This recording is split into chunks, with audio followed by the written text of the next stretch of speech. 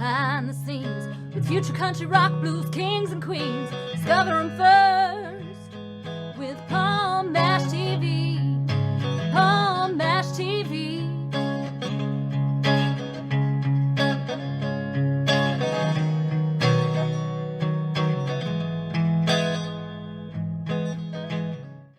Well, hello there. It's Paul Mash TV time again. Thank you so much for joining us. We got another great interview coming up for you momentarily. But don't forget to hit that subscribe button and click the bell.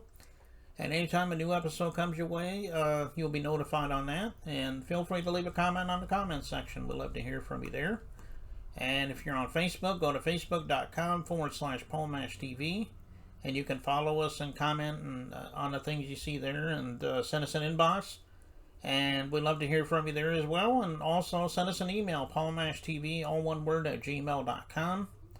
And if you're a band or a solo artist that want to be on the show, you can do that. Or if you're just simply a fan, we love fan mail. So send us a fan letter, we'll get back to you.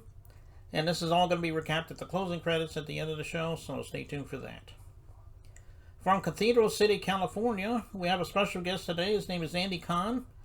And he's nicknamed the famous artist you've never heard of because he has worked with just about every, major artist. Everything from James Brown, the Turtles, Little Richard, the list goes on. And he was interesting to talk to. And I'm sure you'll enjoy listening to his story. And we're going to get that in a second. And it starts right now. Okay, we're back. And with us from Cathedral City, California, we have Andy Cahan with us today. Thanks for joining us, Andy. Oh, this is wonderful. This is really wonderful. I'm very happy to be here. This is great. And he's known as the artist that you've, the famous artist you never heard of because he's worked with thousands of bands over the years. And we have an opportunity to talk. Yeah, there he is when he was younger there. That's a pretty nice picture there. So how did it all begin for you as far as being an artist goes? I mean, have you always wanted to be an artist? And why don't you tell us a little bit about some of the artists that you've worked with? Oh, okay. Well, I always loved monsters. And when I was 14 years old, I was making monster movies, 8mm monster movies. And I would use all the music from The Rite of Spring or the Flying Dutchman Overture, or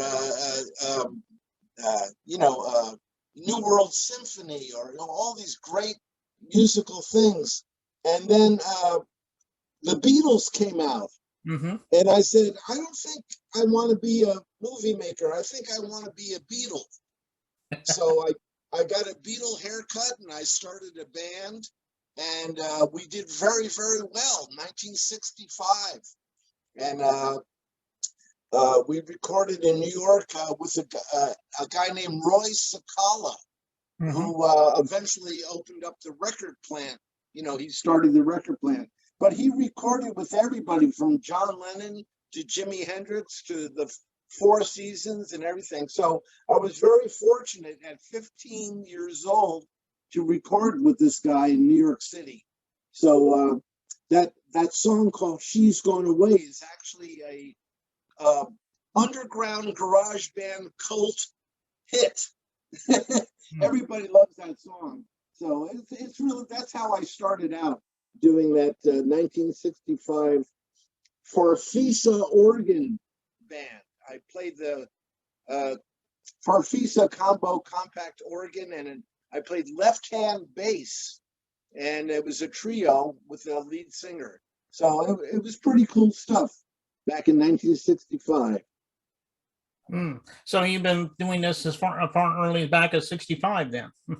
Yeah, that's basically when I started my music was, I think, 1964. But yeah, 64, 65 was when I really got into it. Okay, well, which one of these bands did you enjoy working with the most, or do you not have a favorite? Were there any that you looked up to when you were growing up as well? Well, Little Richard was the most impressive artist in all the people. I mean, I worked with Harry Nilsson and Ringo Starr and Jimi Hendrix and Seals and Croft and Dr. John and Eric Carmen and, just tons of different people. But Little Richard was the most exciting, amazing entertainer I've ever worked with. I had goosebumps all the time with him. He was incredible. Wow. Yeah, and I've seen him on stage, and he's really energetic when he was on stage. So I can definitely agree with you on that. Yeah, he was the king. He was definitely the best ever. I mean, Paul McCartney idolized Little Richard. That's, Paul McCartney got his woo from Little Richard, Yeah, well, that is true. Well, tell everybody where we can find your music at. I mean, I'm sure you have physical copies too, but if you have, let us know. We would love to know how to get a hold of you. Yeah, I'm on iTunes and Pandora and YouTube and a whole list. I joined a company called Disco Kid, and they distribute your music online to about 30 different websites like TikTok and Facebook and Instagram and YouTube and Spotify and Pandora, a whole big list. So I'm on that. And I also have 2 albums on Monster Records from Spain. Johnny Farfisa, which is my 1965 stuff, and Geronimo Black with Jimmy Carl Black from Frank Zappa's Mothers of Invention in 1968. A lot of studio and live performances, really cool stuff. And of course, I'm on about 20 different albums with Flo and Eddie of the Turtles. Yeah, and, yes, I remember the Turtles. Yeah, they were a really awesome band, I think. Happy to get them. It's obviously one of their most popular ones. Yeah, I was with the Turtles for 40 years, 1973 to 2013.